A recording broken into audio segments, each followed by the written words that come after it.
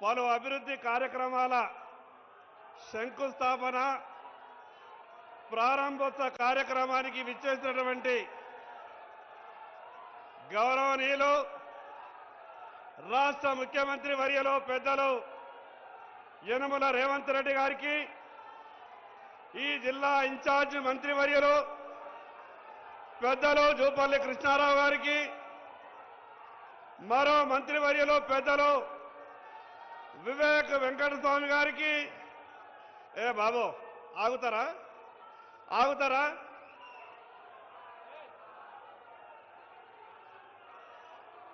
ముఖ్యమంత్రి గారు ఉన్నారా బాబు?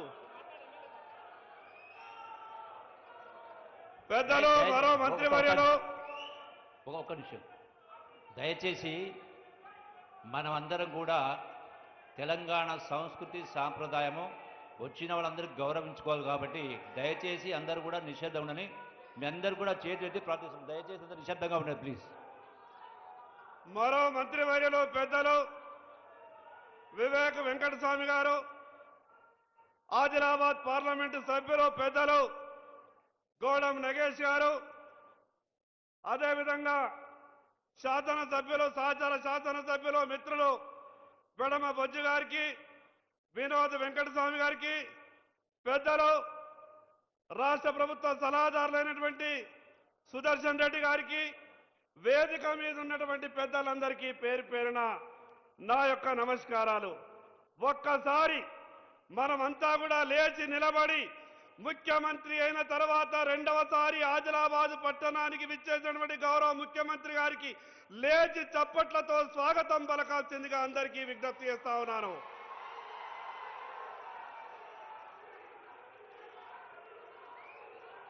గౌరవ ముఖ్యమంత్రి గారికి ఈ జిల్లాని దత్తత తీసుకోవడమే కాకుండా ఈ జిల్లా పట్ల ప్రత్యేకమైనటువంటి ప్రేమాభిమానాలు చూపిస్తున్న మీకు నా తరపున, నా నియోజకవర్గ ప్రజల తరపున ప్రత్యేకంగా ధన్యవాదాలు తెలియజేస్తా ఉన్నాను. తెలంగాణ రాష్ట్రంలోనే వెనుకబడ్డ ప్రాంతం ఆదిలాబాద్ ప్రాంతం. నేను ఎన్నికల సమయంలో వెనుకబడ్డ ఈ ఆదిలాబాద్ ప్రాంతానికి ఎయిర్పోర్టు కావాలని తీసుకొచ్చే బాధ్యత నేను తీసుకుంటానంటే చాలా మంది ఎగతాళి చేసిండ్రు. ముఖ్యమంత్రి గారైన వెంటనే గౌరవ ముఖ్యమంత్రి గారికి చెప్పిన, అన్నా అన్ని రకాలుగా వెనుకబడ్డటువంటి నా ఆదిలాబాద్ ప్రాంతానికి ఎయిర్పోర్టు కావాలన్నా ముఖ్యమంత్రి గారు ఒక మాట అన్నారు, నీకే సహకారం కావాలన్నా నేను అందిస్తా, మీ ప్రధానమంత్రి గారి దగ్గరికి వెళ్ళి తెచ్చే బాధ్యత నీది అన్నాడు. నేను ఇదే వేదిక మీద గౌరవ ప్రధానమంత్రి, దేశ ప్రధానమంత్రి గారిని ఇక్కడికి పిలిచిన, అదేవిధంగా రాష్ట్ర ముఖ్యమంత్రి గారిని కూడా పిలిచిన, నాకు ఒక అవకాశం వచ్చింది. ప్రధానమంత్రి గారు ముఖ్యమంత్రి గారు ఒకే వేదిక మీద ఉండి నా వెనుకబడ్డటువంటి ప్రాంతానికి ఎయిర్పోర్టు కావాలనంటే దేశ ప్రధానమంత్రి గారు ముఖ్యమంత్రి గారితో అన్నారు, हमारा आदमी के लिए आपका पूरा सहकार चाहिए అంటే ముఖ్యమంత్రి గారు గొప్పగా అన్నారు, यहाँ जो भी मेरे तरफ से सहकार चाहिए हर तरीके से मैं करने के लिए तैयार हूं అన్నాడు. చెప్పిన మాట విధంగానే దేశ ప్రధానమంత్రి గారు ఎయిర్పోర్టు మంజూరిస్తే ఈ రోజు రాష్ట్ర ఆర్థిక ఇబ్బందుల్లో ఉన్న 700 ఎకరాలు మొన్ననే జీవో ఇచ్చినందుకు ఈ నియోజకవర్గ ప్రజల తరపున ప్రత్యేకంగా ముఖ్యమంత్రి గారికి ధన్యవాదాలు తెలియజేస్తా ఉన్నాను.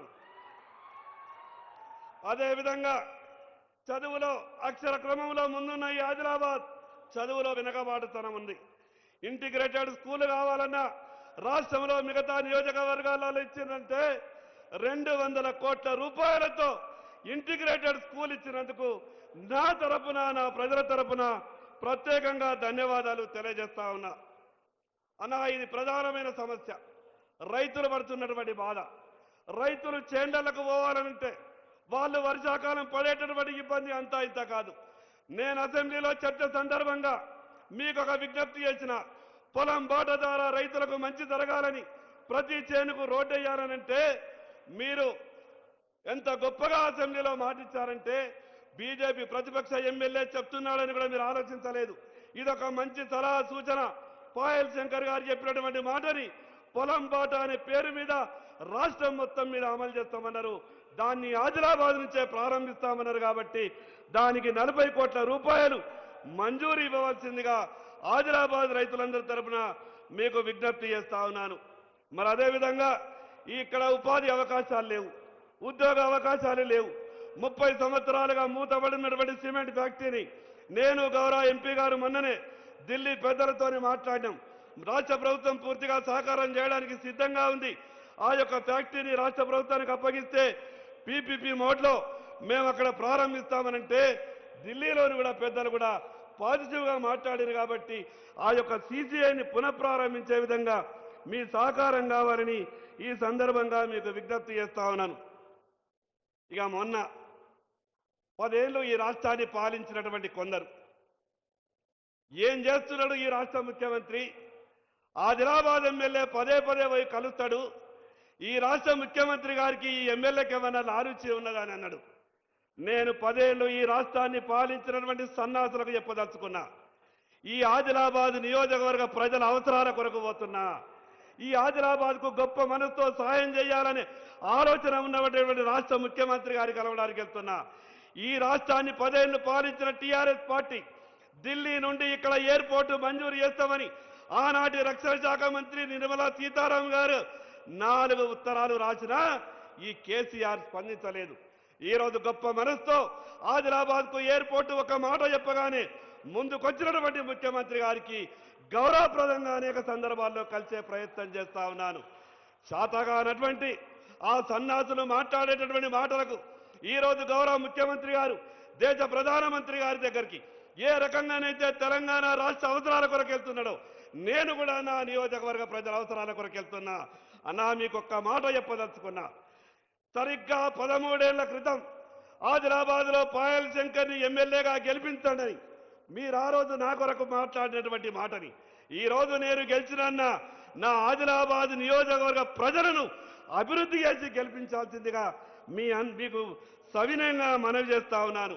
మరి అదేవిధంగా కోట చెనాక అనే ప్రాజెక్టు దాదాపు 95% పూర్తి అయిపోయింది. కేవలం కొంత భూసేకరణ చేస్తే దాదాపు 60,000 ఎకరాలకు సంబంధించినటువంటి ఆయకట్టు.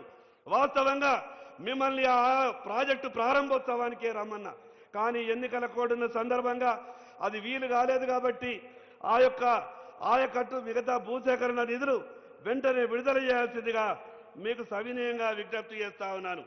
మరి అదేవిధంగా ఆదిలాబాద్ పట్టణంలో కొమరం భీం అనే పూర్తిగా ఆదివాసుల కాలనీ 20 సంవత్సరాల నుంచి గుడిసెలేసుకొని ఉన్నారు. అది ప్రభుత్వ భూమి. దాదాపు 2,000 కుటుంబాలు ఉన్నాయి. వాళ్లకు వెంటనే పట్టాలిచ్చి ఆదుకోవాల్సిందిగా మీకు విజ్ఞప్తి చేస్తా ఉన్నాను. నా నియోజకవర్గంలో 2 గొప్ప చరిత్ర గల ఆలయాలున్నాయి. ఒకటి జైనత్ లక్ష్మీనారాయణ స్వామి ఆలయం, మరొకటి బైరాన్ దేవ్ శివుని ఆలయం బేలా మండలంలో సదల్పూర్లో. ఈ 2 ఆలయాలకు ప్రత్యేకమైన నిధులిచ్చి ఆదుకోవాల్సిందిగా. మరి అదేవిధంగా రైతులు పడుతున్నటువంటి సమస్య, కేంద్ర ప్రభుత్వం ఇచ్చినటువంటి 25% కోటాని పూర్తి చెందిన సోయాబీన్ కొనుగోలు ఆపేసిండ్రు. దయచేసి మీరు ఢిల్లీ పెద్దలతో మాట్లాడి రాష్ట్ర ప్రభుత్వ వాటా కూడా పెంచుకొని సోయాబీన్ని కొనుగోలు చేయాలని, అదేవిధంగా రంగు మారినటువంటి సోయాబీన్ను కూడా రాష్ట్ర ప్రభుత్వం చేత కొనుగోలు చేయాలని. జొన్నల పంటన ఈ సంవత్సరం రైతులు విపరీతమైనటువంటి వర్షాలు పడి నష్టపోయి ఉన్నారు. జొన్నలు వేసుకోవాలని ఆత్రతో ఉన్నారు. కొందరు జొన్న పంటను కూడా సాగు చేసే ప్రయత్నం చేస్తూ ఉన్నారు. ఈ గత మీరు ముఖ్యమంత్రి అయిన 2 సంవత్సరాలు కూడా జొన్న పంటని కొని రైతుల్ని ఆదుకున్నారు. ఈ సంవత్సరం కూడా జొన్న పంటలు కొనుగోలు చేస్తామని మీ ద్వారా రైతులకు శుభవార్త ఇవ్వాల్సిందిగా సవినయంగా మీకు విజ్ఞప్తి చేస్తా ఉన్నాను. మరి అదేవిధంగా ఆదిలాబాద్ చుట్టుపక్కల ఉన్నటువంటి విలీన గ్రామాలన్నింటి కూడా పట్టణంలో విలీనం చేస్తాం. ఈ మున్సిపాలిటీకి వచ్చేటటువంటి నిధుల ద్వారా ఆ యొక్క అభివృద్ధి కార్యక్రమాలు జరుగుతలేదు. విలీన గ్రామాలకు ప్రత్యేకమైన నిధులిచ్చి ఈ నియోజకవర్గాన్ని ఆదుకోవాల్సిందిగా మీకు సవినయంగా విజ్ఞప్తి చేస్తా ఉన్నాను. మరి అదేవిధంగా నేను ఇళ్ల కొరకు మీకు చెప్పినప్పుడు మీకు ఖచ్చితంగా 1,800, 2,000 ఇళ్ళు ఇచ్చే బాధ్యత నాది అని మీరు మాట ఇచ్చారు. కానీ అంతకుముందే అడ్మినిస్ట్రేషన్ శాంక్షన్ ఇచ్చారు కాబట్టి ఆ వీలు పడలేదు. ఇక్కడ ఒక 1,500 ఇండ్లు ప్రత్యేకంగా కేటాయించవలసిందిగా మీకు విజ్ఞప్తి చేస్తా ఉన్నాను. రాష్ట్రం నేను అనుకున్నా అసెంబ్లీలో పోయిన తర్వాత నాకు ముఖ్యమంత్రి గారితో ఉన్నటువంటి పాత పరిచయం వల్ల ఏది అడిగినా కూడా నా నియోజకవర్గానికి తెచ్చుకోవచ్చన్న గొప్ప నమ్మకంతో వెళ్ళిన. కానీ అసెంబ్లీలో పుస్తకాలు చూసిన తర్వాత బడ్జెట్ సందర్భంగా 10 ఏళ్ళు ఈ రాష్ట్రాన్ని పరిపాలించినటువంటి పాపాత్ములు చేసిన అప్పు అంతా ఇంత కాదు. 8.5 లక్షల కోట్లు అప్పు చేసి ఈ రాష్ట్రాన్ని అన్ని రకాలుగా ఇబ్బంది పెట్టేటువంటి టీఆర్ఎస్ పార్టీ ఈరోజు రాష్ట్రం ఆర్థిక ఇబ్బందులలో ఉన్నా మీరు మా ఆదిలాబాద్కు ఏ పని అడిగినా సాధ్యమైనంత కాడికి సాయం చేసేటటువంటి ప్రయత్నం చేస్తా ఉన్నారు. అదేవిధంగా నా ఆదిలాబాద్లో యూనివర్సిటీ లేదన్నా, ఈ తెలంగాణ రాష్ట్రంలో ఏ ఉమ్మడి జిల్లా కూడా యూనివర్సిటీ లేని జిల్లా లేదు. కానీ నా ఆదిలాబాద్లో యూనివర్సిటీ లేని కారణంగా అనేకమైనటువంటి ఇబ్బందులు వస్తున్నాయి. కాబట్టి బేలాలో జూనియర్ కాలేజ్, అదేవిధంగా డిగ్రీ కాలేజ్, బోరద్లో జూనియర్ కాలేజ్, ఆదిలాబాద్లో యూనివర్సిటీ మంజూరు ఇవ్వాల్సిందిగా మీకు సవినయంగా విజ్ఞప్తి చేస్తా ఉన్నాను. నా ఆదిలాబాద్ సంస్థలని కూడా విజ్ఞాపన పత్రంలో మీకు ఇస్తానన్న నాకు ఒక నమ్మకం, విశ్వాసం ఉన్నది.